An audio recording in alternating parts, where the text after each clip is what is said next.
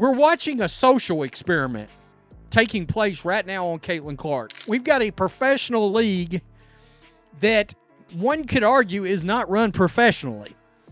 All right, Adam Silver, Kathy Engelbert, you are benign tumors at this point. An investigation into hostile work environments being conducted by the government because of the actions that the league itself and some of the players have had towards Caitlin Clark. Kennedy Carter, the one that started it all. Kennedy Carter's slam into the side of Caitlin Clark while you have the ball over here being waited to be inbounced. You saw the title. This isn't just a hard foul debate. Why are insiders linking Caitlin Clark's treatment to a federal civil rights inquiry? Today we break down how a sports controversy jumped into government territory. We'll map the path from rough play and silent leadership to potential subpoenas, what the Wall Street Journal and Stephen A. Smith actually said. I happen to know a few people who have said this is something that do not be surprised that President Trump speaks on eventually, what she stands for and what she represents. And they come to a conclusion that they believe she is being unfairly treated. That is going to be a problem for the WNBA. And if that man decides that this is something that can feed his base, that can ingratiate himself with that kind of audience, that is protective of a Caitlin Clark. And why that matters if the DOJ steps in. If you've wondered how biased officiating talk turns into legal risk, stay here, because the next 10 seconds will connect the dots no one else has laid out. Before we move on, I'd like to ask you a small favor. If you appreciate this content, please take a second to like this video and subscribe to the channel. Over 98% of you watch the videos without subscribing. It costs you nothing, but it makes a huge difference to us. So, did you click the subscribe button? Great. Thank you so much. Now, back to the video. Caitlin Clark goes to the rim. Angel Reese goes up to block it, and she ends up clotheslining Caitlin Clark. I don't like that either. But it's while the play of basketball is going on. I don't like it, and I think there were ulterior motives to it, and I think it was dirty. But I can understand somebody trying to argue in the other direction. There's an obvious, at least you can argue, okay, Dejanay's trying to block the ball or get the ball, blah, blah, blah. Why did a debate about rough play start sounding like a legal briefing? Early in the season, clips piled up. Clark driving into contact, hit on screens, grabbed on cuts, and finishing through arms with no whistle. Fans slowed replays, circled elbows and hip checks, and flooded timelines with side-by-sides. Replies tagged the league and the refs, asking for consistency, not special treatment. The thread under every viral post said the same thing. Call it the same way for everyone. Then came the quiet. A short league note here or there, but no detailed breakdowns of why calls were made or missed, no public officiating reviews, no weekly transparency reports. The millions upon millions of dollars that's been spent on Caitlin Clark by people that have traveled to try to see her play, the government wanting to at least take a look. And I'm going to tell you why. There's millions of dollars at stake here. By the WNBA, they have advertised her being in these games, this, that, and the other. They've moved arenas and all this. And then Caitlin Clark can't play. The game stayed physical, the feed stayed loud, and the feeling grew that concerns were just bouncing off a wall. Here's how that turns into more than PR.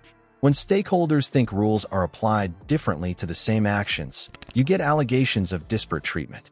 If enough patterns are alleged, and people believe it affects fair access to employment conditions or commercial opportunities tied to the game, the conversation can cross into civil rights territory.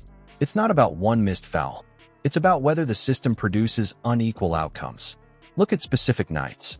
A hard shoulder on Clark sends her to the floor, ruled a common foul, no upgrade after review. Marina Mabry earlier this year. Right there. There is no basketball being played. Yeah. I mean, literally for you old heads out there, Diamond DeShields is going to slam into Caitlin Clark like Diamond DeShields is playing the role of Ed Reed, Steve Atwater, Ronnie Lott. A week later, a similar shoulder on a different top guard draws a flagrant upgrade and a fine. Another game, a forearm to Clark's midsection earns a no call, while a comparable forearm on a veteran star results in a technical. Officiating is subjective and context matters. Angles, speed, prior warnings, But repeated discrepancies are what keep the debate alive. There's no world where you can act like that is a basketball play or is part of basketball. In the NFL, watch this. Boom! That's not a basketball play. Other leagues try to cool that perception with tools like last 2-minute reports and public referee grading. Transparency doesn't fix every miss, but it gives people something concrete to assess. The counter is real. This league is tough. It could be a problem. Be careful. And I'm talking to the officials. I'm talking to the WNBA. I'm talking to the players in the league. I'm just warning them. Watch it, because if he gets involved and that base gets involved, because somehow, some way they embrace victimhood on a part of Caitlin Clark, he pays attention to this kind of stuff, and this is the kind of stuff that can feed that base. So I'm saying to the WNBA, because I support the WNBA. Rookies get tested. Many players absorb rough defense nightly. That makes targeted bias claims hard to prove, but the stakes rose fast.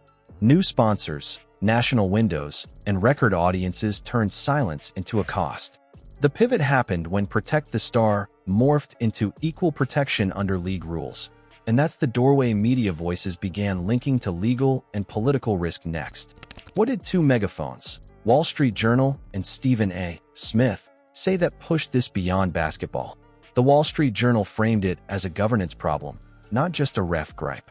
And members of the administration who have thought about it, from what I'm being told, and based on Trump's history with the NFL and him being an obvious sports fan, goes to events and stuff like that. That was just a couple of weeks after those ladies wore those T-shirts. There's a collective bargaining negotiation coming up, and then all of a sudden that story comes out. That's not a coincidence for me. I am coming from a position of support. I don't want this to happen. But ignoring it, acting like it ain't happening, the Wall Street Journal writing about that when they did. Their angle lives in boardrooms. When a league's policies look uneven around a breakout star, you get questions about oversight, liability exposure, and whether internal controls match the new spotlight. That means risk committees, insurance carriers, and broadcast partners start asking for evidence. Who reviews calls, how policies are enforced, and whether the commissioner's office can prove even application across teams and markets. Stephen A. Smith poured fuel on that by hammering the silence. His framing was simple and loud. The league looks quiet while the biggest draw takes extra hits. He pointed to the political glare and said leaders better speak with receipts. Millions heard that. Now the conversation wasn't only about a missed whistle. It was about leadership standing still while perception hardens. Here's the line we can draw with confidence. Confirmed, media commentary is loud, public criticism of officiating is everywhere, and leadership choices are under a microscope. At the end of the day, man, to say that a senator is already looking into it, that is crazy. That's crazy. If it walks like a duck and quacks like a duck, it ain't a damn mongoose. You got to pay attention and watch the tea leaves and see what's going on here. Speculative. Any formal federal action, any administration-led probe, or confirmed investigations. That's not on record. So what does a real civil rights review even look like? It starts with complaints, documented, repeated, and specific. Investigators look for patterns across games and crews, then jurisdiction. Does the statute apply to the entity and conduct? If thresholds are met, agencies can request records, ask for policies, and conduct interviews. In other sports contexts, leagues have received subpoenas when governance touched discrimination issues, which forces emails, memos, and training materials onto the table. Players and analysts added pushback.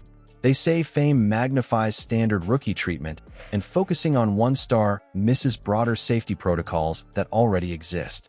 That tension matters because it complicates any claim of unequal application. If this escalates, expect document requests, referee interviews, policy audits, and timelines for corrective steps. That lands on the commissioner's desk fast. I mean, it would be disingenuous to say that all the players are dealing with exactly what Caitlin Clark is dealing with. I don't know about that, man. I don't know about that. That man is not going to say something? Question mark? We know Trump ain't gonna hold back. Media pressure named the legal risk, sponsors raised the stakes, and optics turned a sports issue into a governance test.